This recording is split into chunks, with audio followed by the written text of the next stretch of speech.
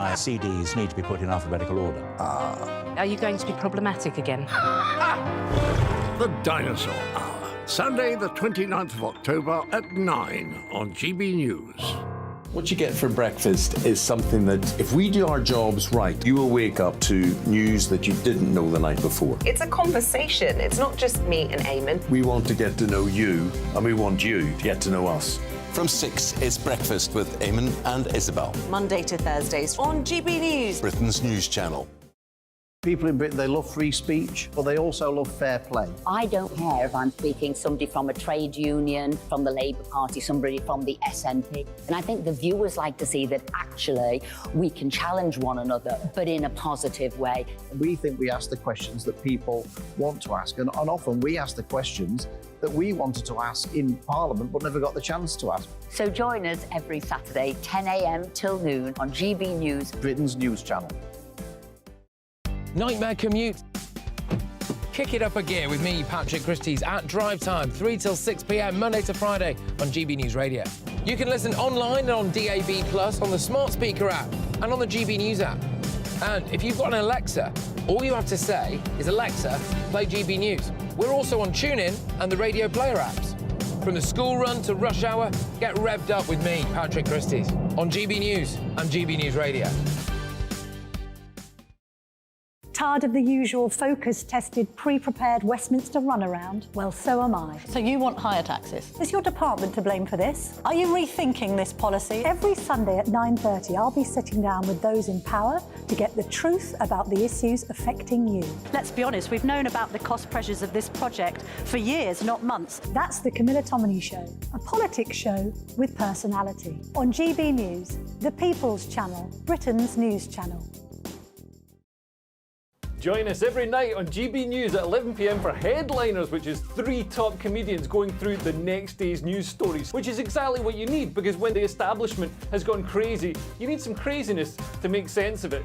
Headliners. You don't have to bother reading the newspaper. We've got it covered for you. Every night at 11 p.m. and repeated every morning at 5 a.m. We won't send you to sleep like some of the other paper review shows out there. So join us 11 p.m. every night on GB News. The People's Channel, Britain's news channel.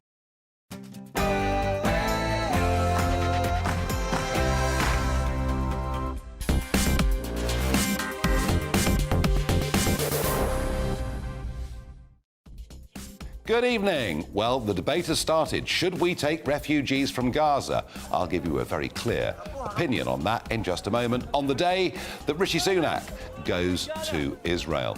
We'll look at the latest crime statistics. We're being told by the government crime is going down. I find it rather difficult to believe. And we'll look at how Brexit voters are feeling all these years on. There seems to be some sense of disappointment that the government simply hasn't done more. But before all of that, let's get the news with Aaron Armstrong.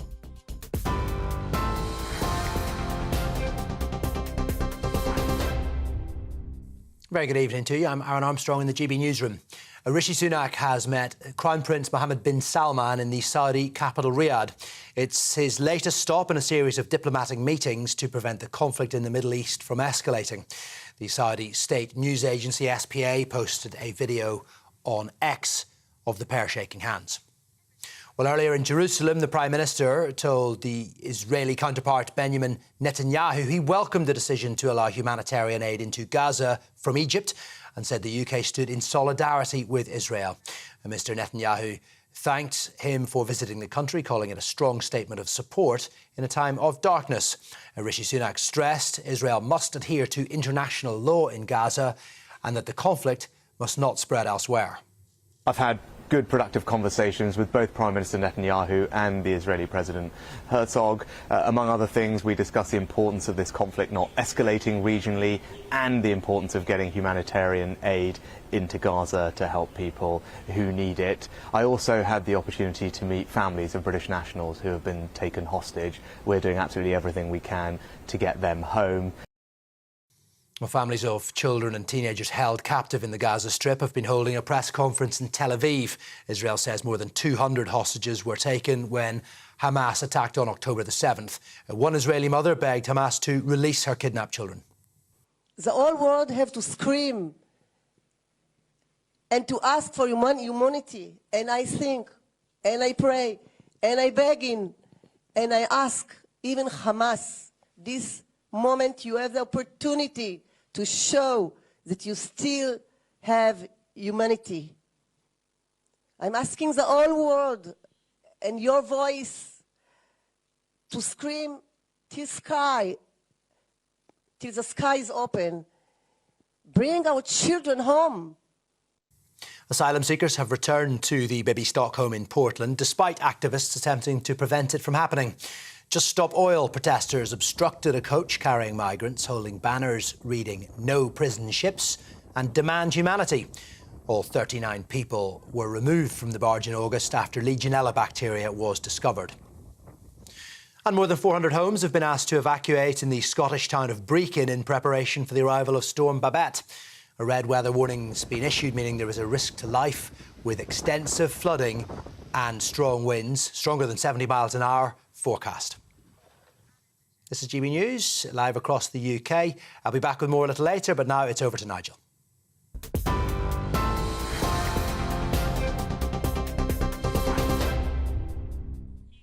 Good evening. Well, it was the Scottish Minister, Humza Yousaf, who kicked the debate off yesterday. I mentioned it briefly at the end of the show last night. He is arguing that we should take people, maybe a lot of people, from Gaza. This is what the Scottish First Minister had to say.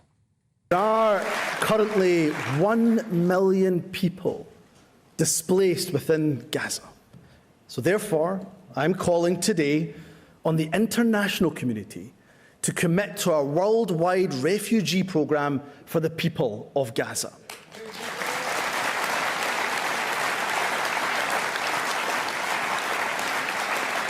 I'm calling on the UK government to take 2 urgent steps. Firstly, they should immediately begin work on the creation of a refugee resettlement scheme for those in Gaza who want to and, of course, are able to leave. And when they do so, Scotland is willing to be the first country in the UK to offer safety and sanctuary to those who are caught up in these terrible attacks.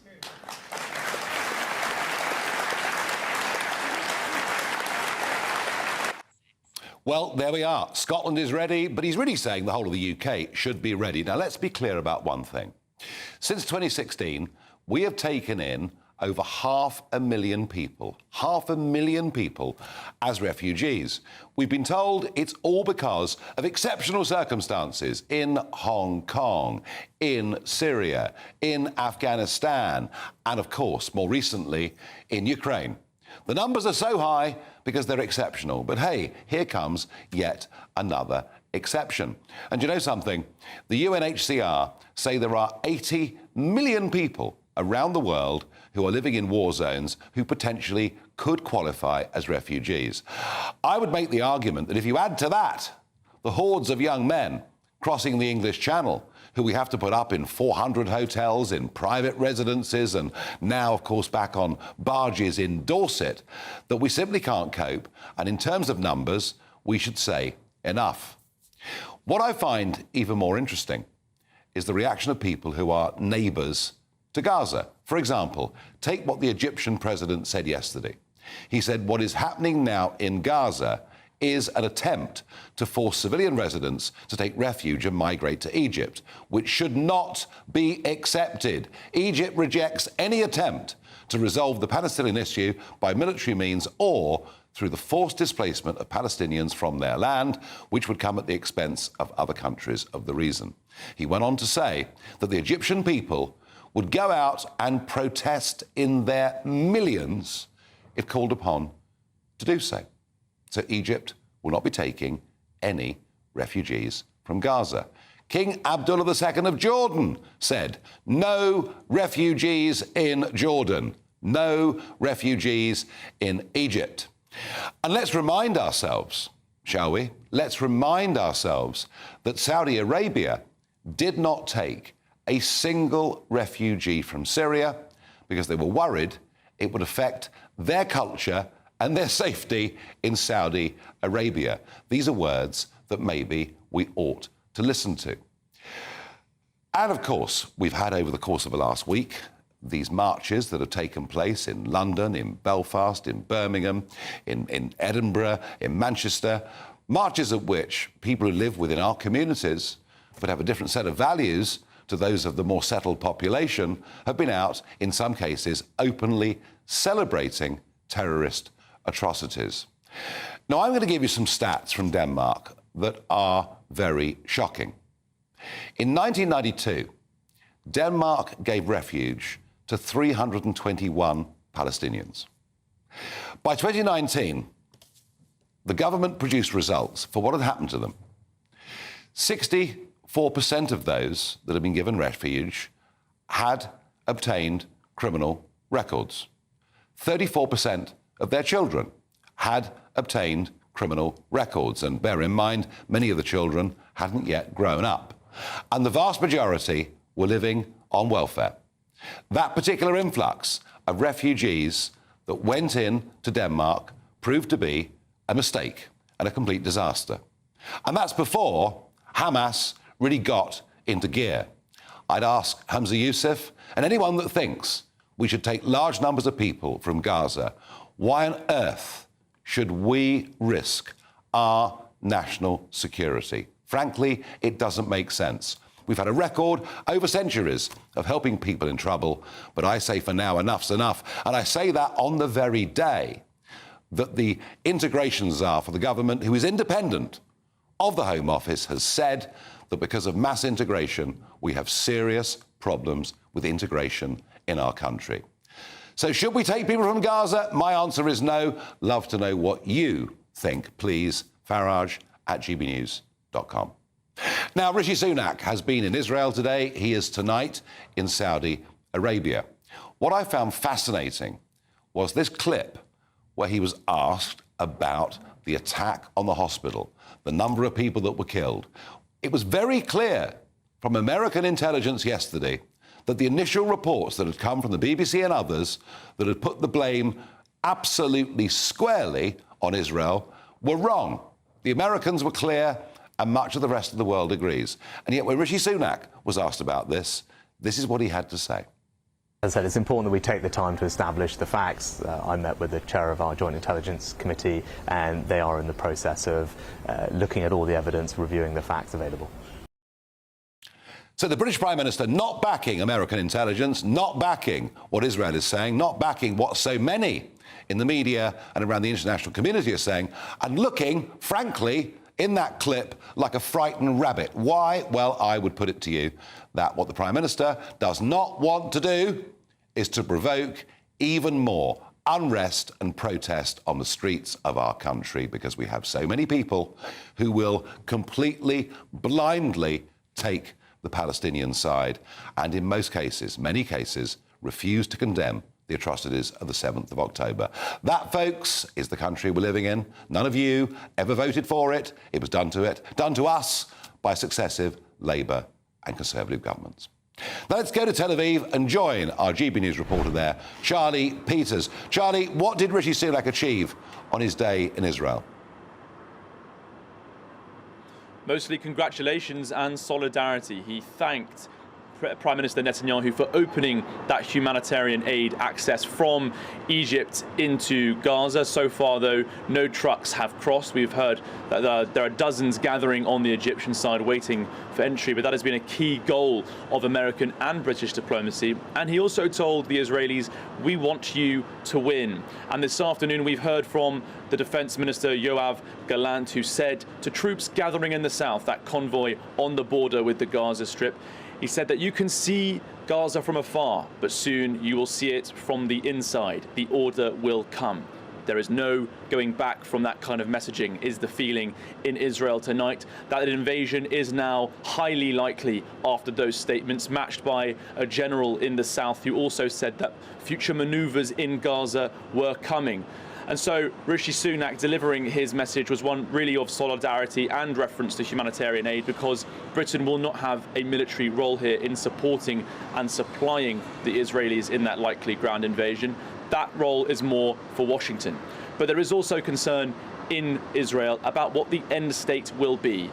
is Israel planning for what will happen after that invasion takes place and it completes its original mission, its primary objective, to destroy Hamas's military capabilities? The feeling here, and indeed in the US, is that they haven't considered what comes next. Yeah, and as we've learnt ourselves, of course, from Iraq and Afghanistan, if you haven't got an exit strategy, that is a very, very major strategic military problem. And Charlie, tell us, what is the situation in the north on the border with Lebanon? Is that continuing to deteriorate? There was a relative lull in activity this morning, but come early evening, there had been 30 missiles launched from southern Lebanon into northern Israel. Suddenly, a quick change into a high activity situation. Some 11 missiles being claimed by Hamas there, many of them landing successfully in northern Israel, injuring and wounding people in those towns there beyond the military evacuation zone. The Iron Dome missile air defense system failed to intercept all of those missiles reaching in. And there are also growing concerns about the rage in Ramallah, in the West Bank, where dozens were arrested overnight on suspicion of being linked to Hamas. In protest, there are in Beirut, in Baghdad, in Cairo, and today, Prime Minister El-Sisi urged the population in Egypt to protest tomorrow. So it's highly likely that we'll see further protests and rage outside American, Israeli, and indeed British embassies across the Arab region. But I think the most concerning development for the security of the region today is those reported missile and suicide drone attacks on American troops in Syria and Iraq, almost certainly conducted by American soldiers get killed in this region during this war. It'll be a major escalation. It certainly would. Charlie Peters from Tel Aviv, thank you very much indeed. I'm going now to Houston in Texas to be joined by Kelsey Norman, Fellow for the Middle East at Rice University's Baker Institute and Director of the Women's Rights, Human Rights and Refugees Programme. Good evening. Thank you for joining us from Texas. I read out earlier, I don't know whether you heard it, statements from the Egyptian president, statements from the King of Jordan. And both of those countries are making, and just as we had back at the time of Syria, they're both making it clear that they simply won't accept refugees. What do you think their key motivation is? Well, just to be clear, both Egypt and Jordan did accept large numbers of Syrian refugees, but you're correct that they are in objection to receiving Palestinians from Gaza at present. And part of the largest objection that wasn't really displayed in that quote from President El-Sisi is the objection to being complicit in forcing Palestinians to leave their territory with no guaranteed right of returning to it after this war is over. Yeah, no, he did make that point, you're right. And all I was saying was that it was Saudi Arabia that didn't take refugees from Syria. But what do you think, Kelsey? I mean, what do you think the West ought to do? Because, you know, the calls in this country now are that we should allow people to come from Gaza, and we've allowed people from, you know, Ukraine, Afghanistan, Syria, Hong Kong. Do you think that America and the West now has a moral duty to take refugees from Gaza? I think both the UK and the US do have moral duties to receive refugees from all over the world. I think the practicalities of individuals coming from Gaza are extremely limited. I think right now the bigger question is whether Egypt can be pressured to accept any Palestinians. At the present, as you said, it's saying no. Negotiations are ongoing and have been since the weekend. But the reality of Palestinians coming to either the UK or the US is very difficult. Palestinians have a particular legal status internationally that's different from other refugee groups, and they might not also want to leave the proximity to Palestine because there is this continued hope that they will be able to return. Now, that's a fair point, and no one's really asked people whether they want to leave. When you say, though, that we have a moral obligation, you know, and I mean, my country, we've been taking refugees for centuries. I mean, we've got a very, very proud record on this. But there does come a point, and, you know, we've taken 500,000 refugees over the course of the last 6 to 7 years. When you say we have a moral obligation, surely there has to be some upper limit in terms of number somewhere. Well, I saw this year, according to the most recent statistics from the UK, that the UK has taken about 50,000 refugees. It's taken another 150,000 individuals with temporary humanitarian status, and that is mostly Ukrainians, right? So if we're talking about 50,000 individuals compared to a country like Turkey, for example, that hosts 4 million refugees, Jordan that hosts in the millions, Lebanon as well, a fourth of its population is refugees. I think the UK and the US as wealthy countries can do more to accept refugees that are going through, extremely secure vetting process to ensure that they're not posing any risk to the countries they come to. No, quite. And there is the point about democratic consent. But look, Kelsey, I take the point you're making, and you make it with great passion and great knowledge, and I thank you very much indeed for joining me. Take care. Well, I'm joined now by Lieutenant Colonel Stuart Crawford, Defence Analyst, former Lieutenant Colonel in the 4th Royal Tank Regiment and former SNP Defence spokesman, which is perfect because it is the First Minister in Scotland, Humza Yousaf, who's kicked off this debate. And he begins by saying, look, what's the problem? We're very, very happy to accept people into Scotland. Well, maybe he's speaking for the SNP activist base, but is he really speaking for the Scottish people, in your view? Well, that's a very good question, actually. And I think that we have to be aware that Humza Yousaf has skin in the game here. His parents-in-law are stuck in Gaza at the moment, and which we wouldn't wish that on anybody. And, of course, he's a Muslim. So I think he has got that angle to what he's saying. I'm also conscious of the fact that the Scots have forever been saying that the Highlands need to be repopulated. Perhaps that's what he's thinking of. But with humour aside, it was... But hang on. If you repopulate the Highlands with people from a completely different culture, different language to begin with at least, different religion, is that really going to work? Well, not in the short term, no. I made that suggestion tongue-in-cheek. I know you did. But it was Alex Salmond, who you know well, who was forever saying Scotland isn't full up yet, come and join us. And I think that Humza Yousaf has inherited that via his predecessor, Nicola Sturgeon. And it's a continuing theme within the SNP. Scottish people, we've got a quite big, for a very small population of 5.5 million in Scotland, we've got big ethnic communities up there which have integrated extremely well. One can think of East Asians and those from the Indian subcontinent, very big Jewish community. So I don't think that there are any intrinsic biases in the Scottish population against this sort of thing. But as your correspondent from, or your contributor from America said, nobody has asked the Gazan Palestinians where they want to go. No, and that point is a very important point. But it is interesting because when you look at the social attitudes survey, you find that actually Scottish opinion, across all ages, classes, and voting predispositions, you find actually that Scottish attitudes towards uncontrolled large-scale immigration very similar to England. There is no evidence, despite what's been said by some SNP leaders, there's no evidence that Scotland wants to see a huge wave of migration. No, and I think that there's what I call the Scottish exceptionalism. If we can, or our politicians can come up with a policy or attitude which is different to that of the rest of the UK, then that's a good thing. Willfully, you'll do it. Willfully, yes, willfully different. But no, the attitude, I'm quite happy that the attitudes across Scotland will be more or less the same as they are in the rest of England. But there's a political angle there which you're well aware of that people are trying to manipulate. Briefly on that, you've been a prominent spokesperson for the SNP. As with all things in life, when things go up, they inevitably at some point come down. That's the way the world works. We've been through the salmon problems. We've been through, and we're still going through, the huge problems with Nicola Sturgeon. Labour are going to win back a lot of seats in Scotland, aren't they?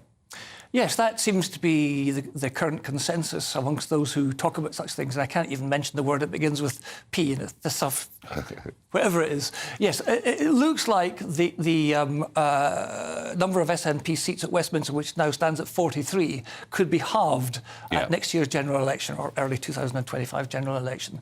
Whether that will read over into the Scottish parliamentary elections in 2026. Might be a different thing. Might be a different thing because people vote for different things. Yeah, they do. They do. But Scottish separation's off the cards for now. Oh, I mean, 15 years ago, I was telling people that Scotland would be independent by 2020.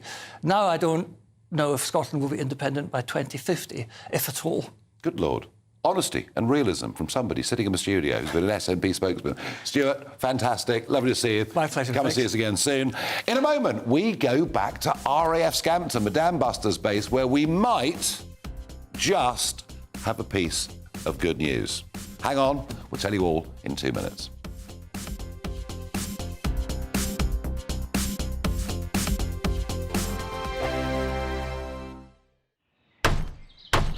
Who is it? We're here for the show.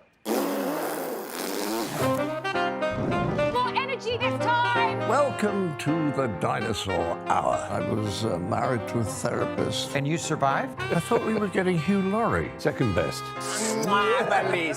You interviewed Saddam Hussein. What's that like? I was terrified. I'm playing strip poker with these three. Ah! No, thank you.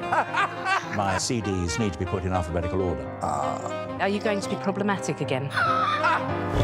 The Dinosaur Hour. Sunday, the 29th of October at 9 on GB News. What you get for breakfast is something that, if we do our jobs right, you will wake up to news that you didn't know the night before. It's a conversation. It's not just me and Eamon. We want to get to know you, and we want you to get to know us. From 6, it's Breakfast with Eamon and Isabel. Monday to Thursdays on GB News. Britain's news channel. People in Britain, they love free speech, but they also love fair play. I don't care if I'm speaking somebody from a trade union, from the Labour Party, somebody from the SNP. And I think the viewers like to see that actually we can challenge one another, but in a positive way. We think we ask the questions that people want to ask, and often we ask the questions that we wanted to ask in Parliament but never got the chance to ask. So join us every Saturday, 10 a.m. till noon on GB News, Britain's news channel. Nightmare commute. Kick it up a gear with me, Patrick Christie's, at drive time, 3 till 6 p.m, Monday to Friday on GB News Radio. You can listen online and on DAB+, on the smart speaker app and on the GB News app. And if you've got an Alexa, all you have to say is, Alexa, play GB News. We're also on TuneIn and the Radio Player apps. From the school run to rush hour, get revved up with me, Patrick Christie's, on GB News and GB News Radio. Tired of the usual focus-tested, pre-prepared Westminster runaround? Well, so am I. So you want higher taxes? Is your department to blame for this? Are you rethinking this policy? Every Sunday at 9:30, I'll be sitting down with those in power to get the truth about the issues affecting you. Let's be honest, we've known about the cost pressures of this project for years, not months. That's the Camilla Tominey Show, a politics show with personality. On GB News, the People's Channel, Britain's news channel. Join us every night on GB News at 11 p.m. for Headliners, which is 3 top comedians going through the next day's news stories, which is exactly what you need, because when the establishment has gone crazy, you need some craziness to make sense of it. Headliners. You don't have to bother reading the newspaper. We've got it covered for you. Every night at 11 p.m. and repeated every morning at 5 a.m. We won't send you to sleep like some of the other paper review shows out there. So join us 11 p.m. every night on GB News. The People's Channel, Britain's news channel. Defense.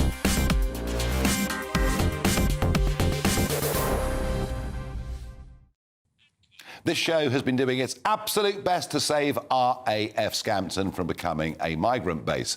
We think the great Dam Busters story, the history of 617 Squadron, and indeed what Bomber Command did from that county of Lincolnshire is something that should be preserved and remembered. But it's not been looking good. But Will Hollis, GB News' East Midlands reporter, might have tonight for us live a little bit of good news. Will, what have you got?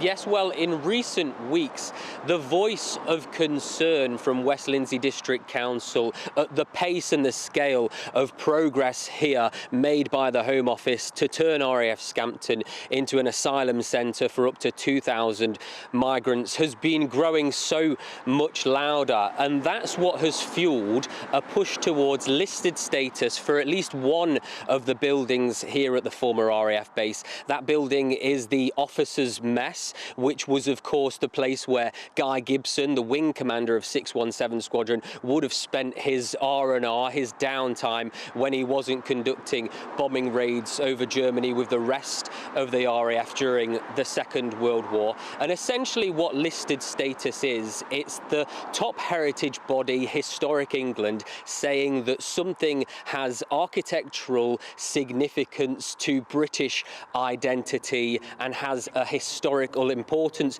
which needs protecting. And that is what Historic England have now granted for the Officers' Mess. They've given it Grade 2 listing, which is the second of 3 standards. Just to let you know how important that is, it's the same listing that Westminster Palace has. It's the same protections that Warwick Castle has in the West Midlands. And the reason that West Lindsey District Council has done that is because of the rate of work that's been going on here that the Home Office has been taking, Nigel.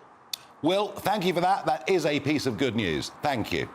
Shame that so many of the artefacts, including many of Guy Gibson's personal effects, have been removed from there and taken to Hendon, which is great because it's a wonderful RAF museum, but they're currently being stored in boxes. But that is at least a bit of progress. Now, we got out the crime stats today.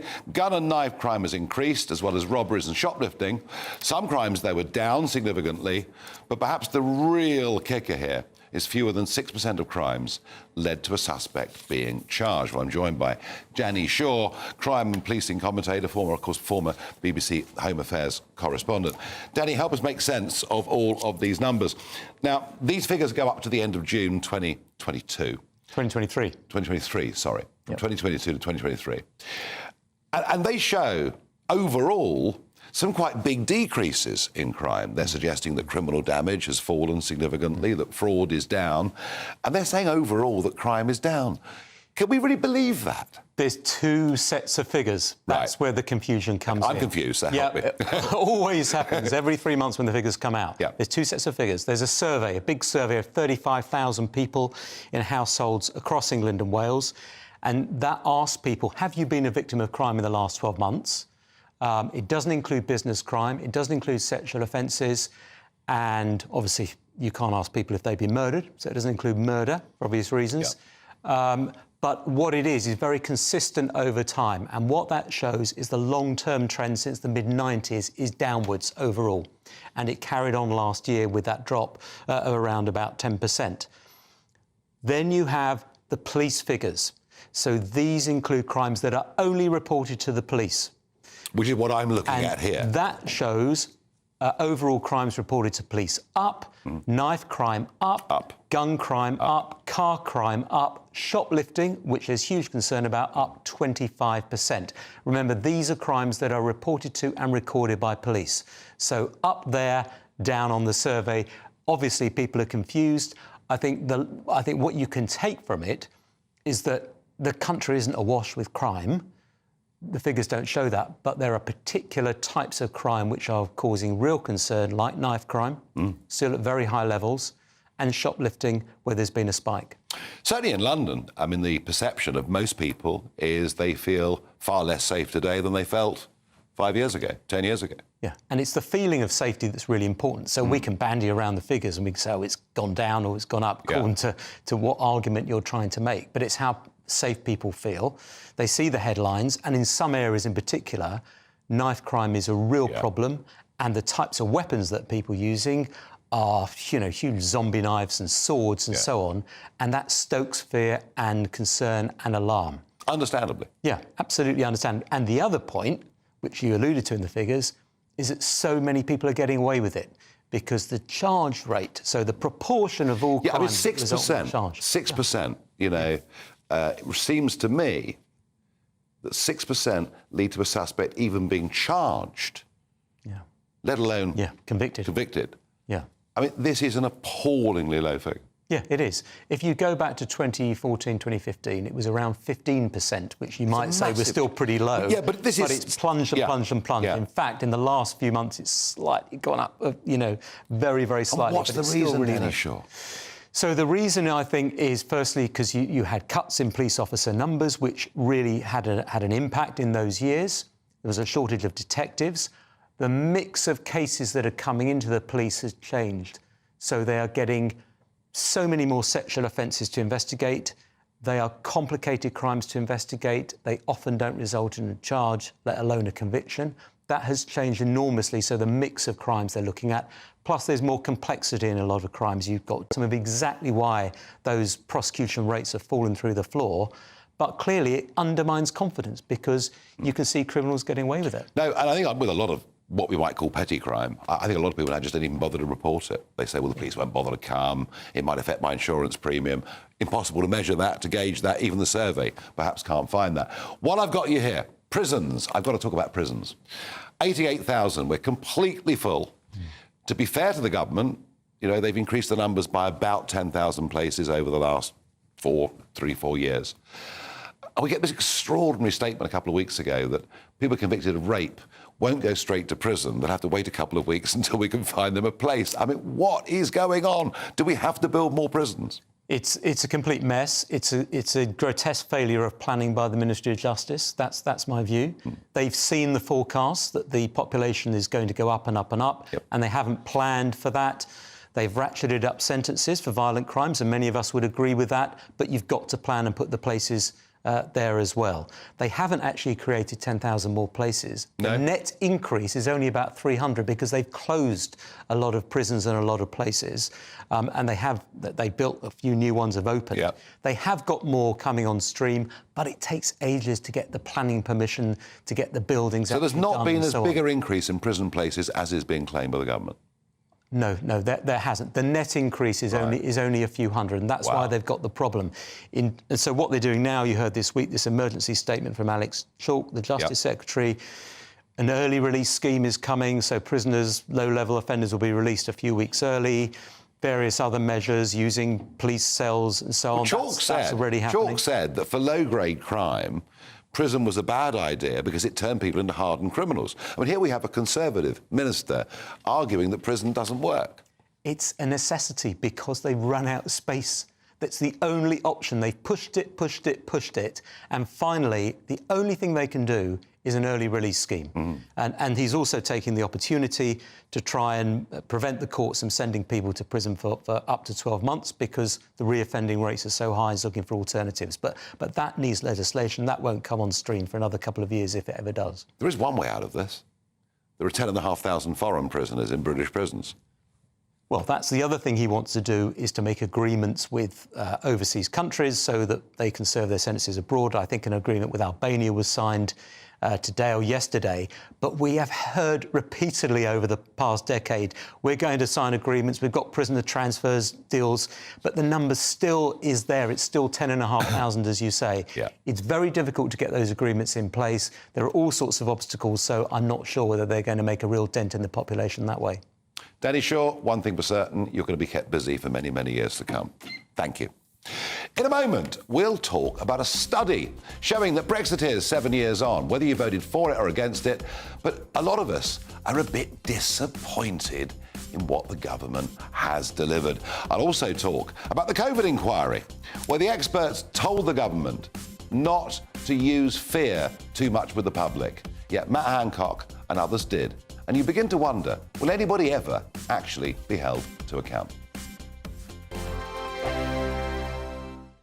I'm Andrew Doyle. Join me at 7 o'clock every Sunday night for Free Speech Nation, the show where I tackle the week's biggest stories in politics and current affairs with the help of my 2 comedian panellists and a variety of special guests. Free Speech Nation, Sunday nights from 7 on GB News, the People's Channel, Britain's news channel.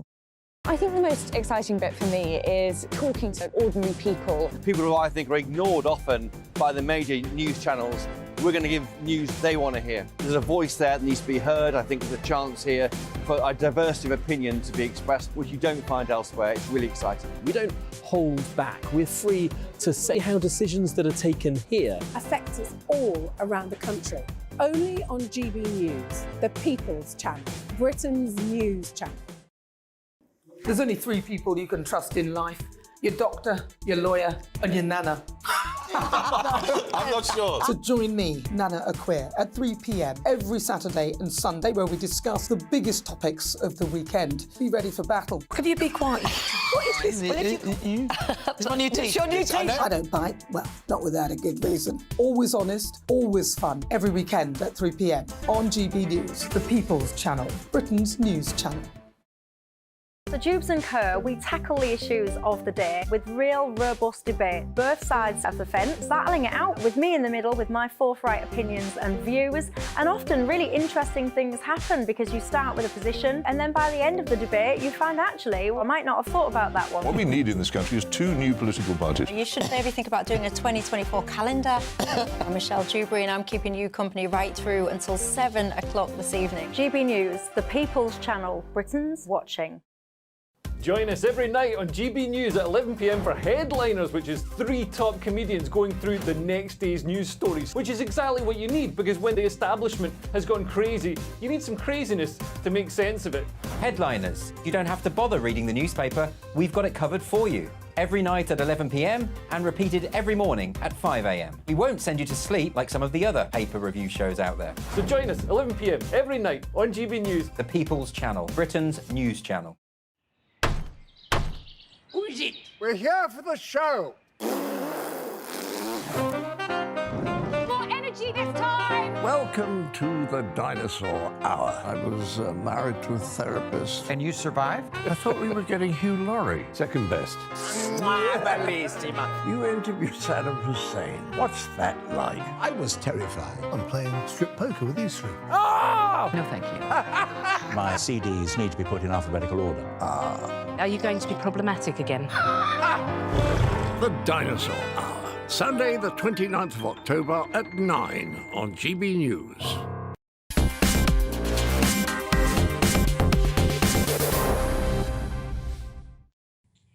UK and a changing Europe have been conducting a series of focus groups up and down the country to find out how Brexiteers and Remainers feel all these years on. Well, Anna Menon is part of that organisation and he's going to give us the findings. And I've read the report and there's clearly some disenchantment with Brexit, with the way in which it's been delivered. And I was particularly struck that of Brexiteers themselves, sort of 70% thought that the economic benefits that we might have harnessed from it haven't happened because of the government. So it sort of feels like we're all a bit disappointed somehow. Yeah, I mean, you need to distinguish between disillusionment with Brexit, which I'm not sure is necessarily that apparent, and disillusionment with the way Brexit has been done, which I think we see very, very clearly.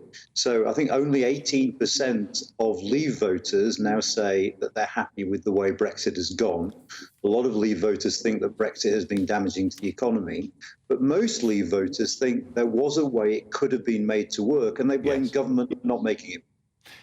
Yeah, no, absolutely. And I've got to tell you, I am firmly myself in that camp and have been feeling that way for a very, very long time.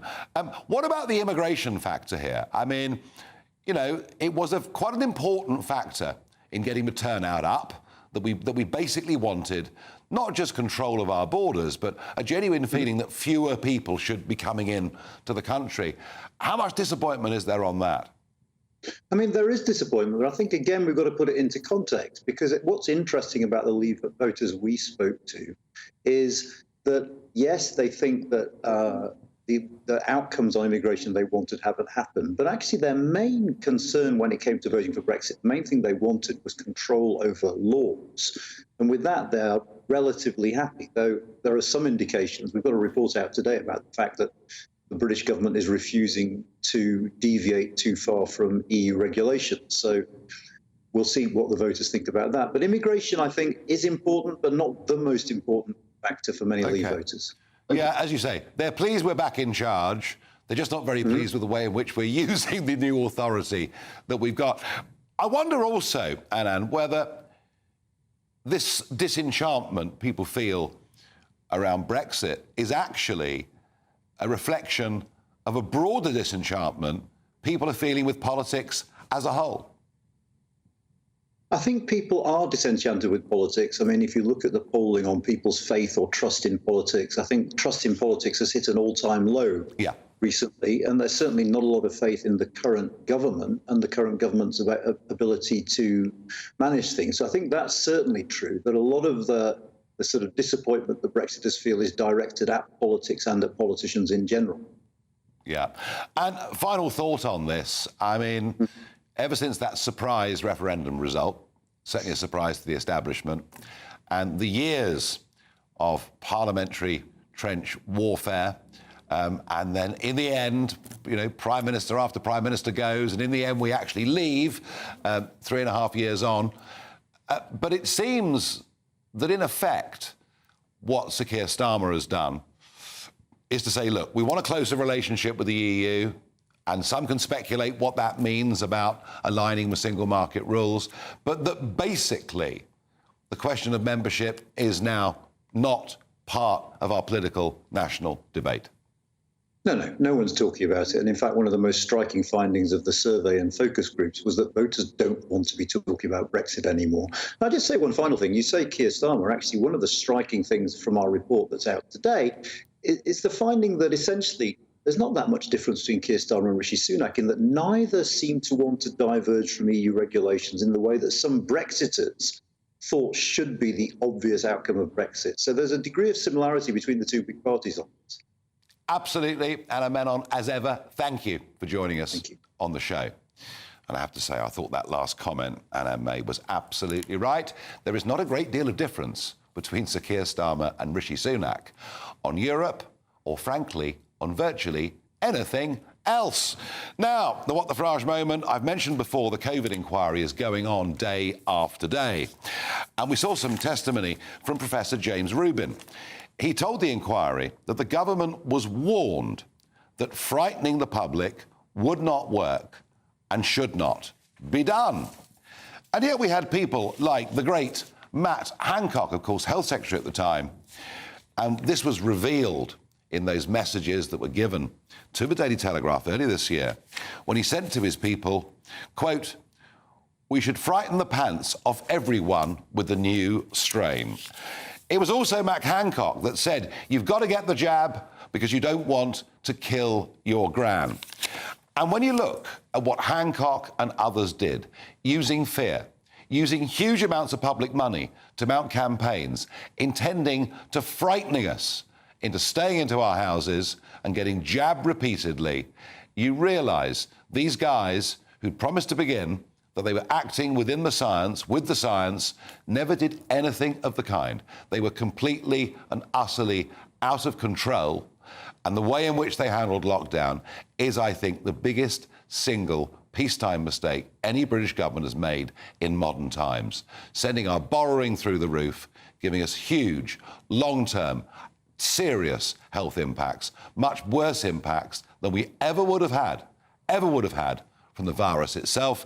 And yet I feel nobody will ever be held to account.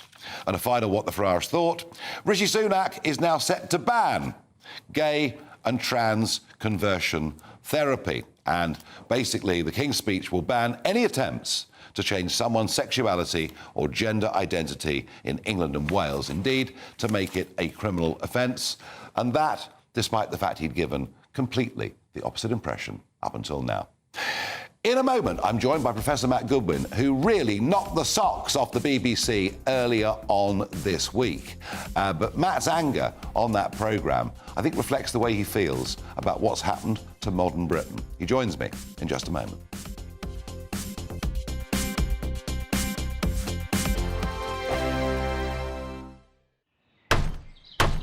Who is it? We're here for the show. This time! Welcome to the Dinosaur Hour. I was married to a therapist. And you survived? I thought we were getting Hugh Laurie. Second best. You interviewed Saddam Hussein. What's that like? I was terrified. I'm playing strip poker with these three. Oh! No, thank you. My CDs need to be put in alphabetical order. Are you going to be problematic again? The Dinosaur Hour. Sunday, the 29th of October at 9 on GB News. Tired of the usual focus-tested, pre-prepared Westminster runaround? Well, so am I. So you want higher taxes? Is your department to blame for this? Are you rethinking this policy? Every Sunday at 9:30, I'll be sitting down with those in power to get the truth about the issues affecting you. Let's be honest, we've known about the cost pressures of this project for years, not months. That's the Camilla Tominey Show, a politics show with personality. On GB News, the People's Channel, Britain's news channel. Join me, Patrick Christie's, Monday to Friday, 3 till 6. We tackle the day's news agenda like you've never seen before. It's high tempo, high octane, the most controversial topics, and the best guests. You will not be able to take your eyes and ears off it. I'm not afraid to ask the questions that you really want answered. 3 till 6 p.m, Monday to Friday on GB News, the People's Channel, Britain's news channel. Now then, Lee Anderson here. Join me on GB News on my show, The Real World, every Friday at 7 p.m. I'm not eating bloody cat. Are you delicious? mental? Open your mouth. OK, here comes a train. Reminds me of the scene in Singing in the Rain. Adam, is that a good one? Whoa! Join me at 7 on GB News, Britain's news channel. I'm Andrew Doyle. Join me at 7 o'clock every Sunday night for Free Speech Nation, the show where I tackle the week's biggest stories in politics and current affairs with the help of my 2 comedian panellists and a variety of special guests. Free Speech Nation, Sunday nights from 7 on GB News, the People's Channel, Britain's news channel. GB News, unlike other broadcasters, isn't obsessed with the London-Westminster bubble. We think there's a nation beyond the M25, and that's why we talk about the issues that matter across the land. Join me on State of the Nation, 8 to 9 o'clock, Monday to Thursday, on GB News. Daisy's listening, and you should too. I think the most exciting bit for me is talking to ordinary people. People who I think are ignored often by the major news channels. We're going to give news they want to hear. There's a voice there that needs to be heard. I think there's a chance here for a diversity of opinion to be expressed, which you don't find elsewhere. It's really exciting. We don't hold back. We're free to say how decisions that are taken here Affect us all around the country. Only on GB News, the People's Channel, Britain's news channel.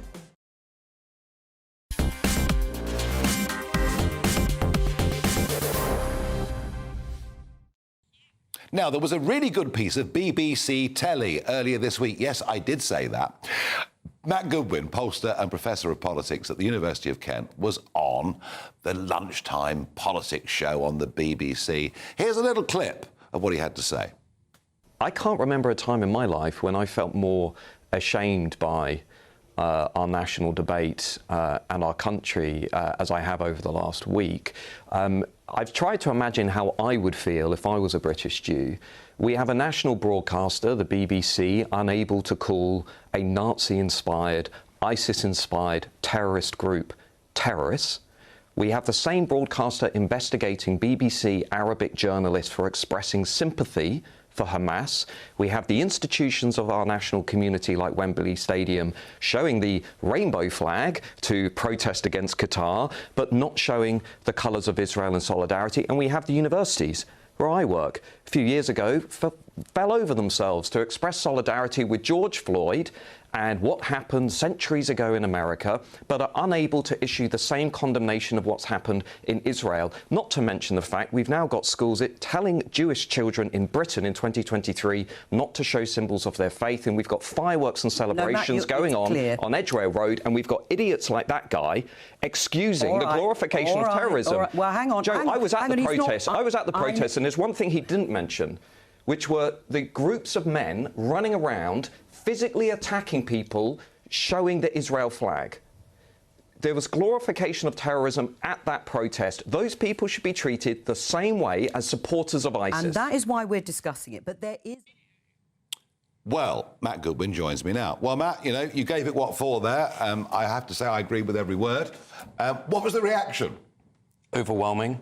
I've been flooded with emails, text messages, particularly from members of Britain's Jewish communities who, to be frank, Nigel, I think feel that many more people in our national life should be saying what I said on the BBC. I think they feel understandably scared, anxious. I think they're wondering what has happened to our national broadcaster. I think they're wondering where the leadership has gone in this country. I mean, not, absolutely refusing to call what happened on the 7th of October a terrorist act by Hamas. They won't call them terrorists. If you look at the polling that we've had just this week, 66% of all Brits say Hamas is a terrorist organisation. Only 6% say it isn't. So to many people who have been watching the BBC, the way in which, for example, they quickly regurgitated the Hamas line on the hospital bombing without bothering to verify it, this doesn't look like an organisation that's shooting things straight. And I do worry, because when you look at what we've seen on the streets of Britain over the last couple of weeks, I'm in North London. I heard the fireworks going off around Edgware Road. I've seen the celebrations with my own eyes.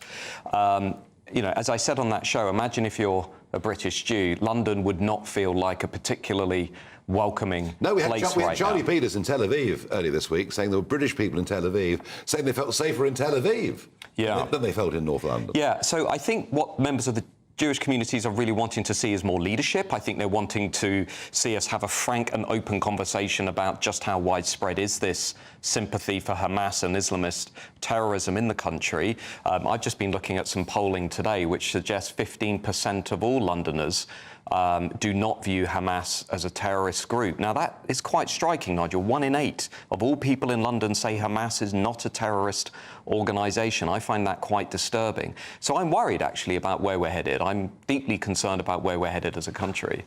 Well, and this on the day when the government's czar for integration has said there is now a permissive environment in this country where people can openly be really pretty vile towards the Jewish community.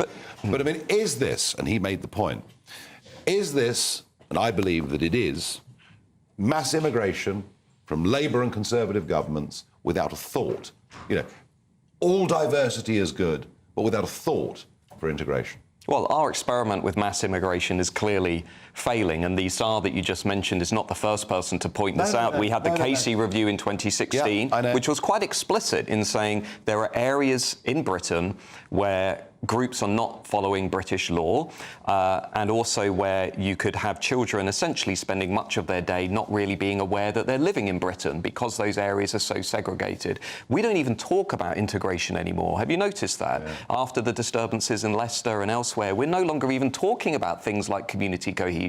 It's almost as if that policy area has just sort of evaporated. So I do think we need to think much more seriously about this issue. And I think at the heart of it, it is about immigration. It is about the speed and scale at which we've transformed this country while not integrating people who are arriving. And we're doing it now at higher rates, looking at the last year or so, than we've ever done it before.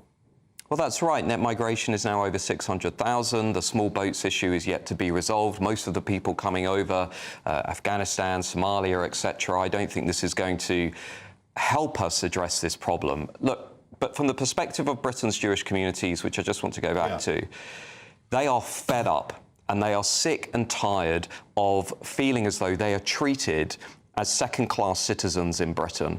And I would urge everybody out there to do as much as they can to speak up on behalf of those communities and give them a sense of solidarity that's missing in our national broadcaster and much of our politics. Well, you've certainly done on the BBC earlier this week, and here too. Matt Goodwin, thank you very much. Jacob, quite bleak stuff, isn't it, really? It is, and it's the numbers.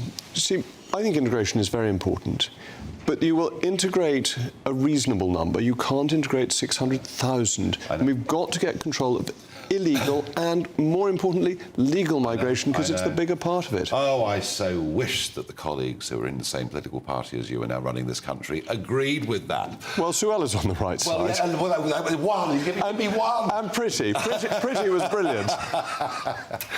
Right, let's have a look. Just how bad is the weather going to be this weekend? Hello, very good evening. I'm Alex Burkle, and here's your latest GB News weather update. Storm Babette is going to bring a lot of rain and some very windy weather across many parts, particularly the northeast, through the next 24 hours. We are sandwiched between a blocking high towards the northeast of us and low pressure towards the southwest, but because of that high, this frontal system in the north isn't going anywhere particularly fast. That's why the rainfall totals are going to continue to build up across eastern Scotland in particular as we go through the next day or so. Very high rainfall rainfall totals could be in excess of 200 millimetres for some parts. It is going to be a mild night with lots of wet and windy weather around, temperatures not dropping much, and gusts of winds coming in from the east of around 60-70 miles per hour for some eastern coastal parts. Friday then is going to be a wet picture for many of us. Heavy rain across Northern Ireland into northern England, and rain continuing across eastern parts of Scotland, which is why some severe disruption is quite likely. Towards the southwest though, a dry picture with a scattering of showers, and here temperatures a few degrees above average for the time of year. Elsewhere feeling cooler with the wind and the rain. It is going to be another wet day for many eastern northeastern areas on Saturday. The rain not quite as heavy as we go through Friday, but likely to cause some further issues because of the heavy rain that it's coming on the back of. Otherwise,